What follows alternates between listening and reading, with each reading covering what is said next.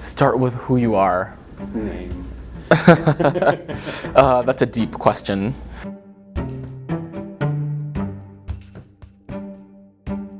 I grew up in the Dominican Republic. I was born here in the States, in Miami, but I moved to the Dominican Republic when I was less than a month old, so my family is kind of already living there. What brought me to Minnesota was college. I had spent a couple of years in Florida, 3 years in Florida, at a couple of different universities there, and I was living with my father in Miami, and I thought that it was time to move on, to finish my degree, to be on my own. And I had always wanted to live somewhere where there were seasons. I had never experienced a winter, and I thought it would be interesting to experience a winter. I kind of overshot that mark a little bit, but I came up here to finish college, and it took me a few years. By the time I was done, this was home. It's just, yeah.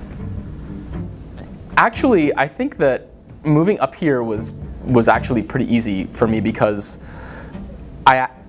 in South Florida, I didn't feel like, I had always felt politically activated, and I'd always felt connected to, I'd always felt like I wanted to be a voice for people who didn't have a voice. But coming up here, it felt like there was just a really great activist community.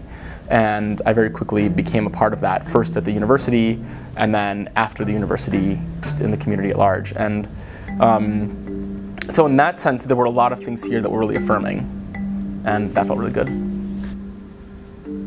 This moment, this political moment that we're in, has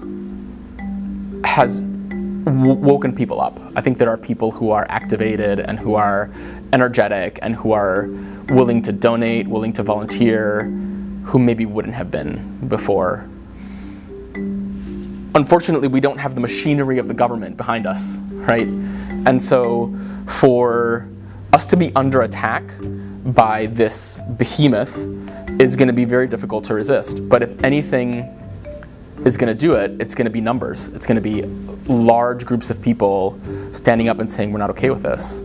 And so that's the biggest source of hope that I have right now. Utopia for me would be for all of us to see humanity in the people around us. I think that's the ultimate goal, is for nobody to be minimized or to be reduced to a characteristic.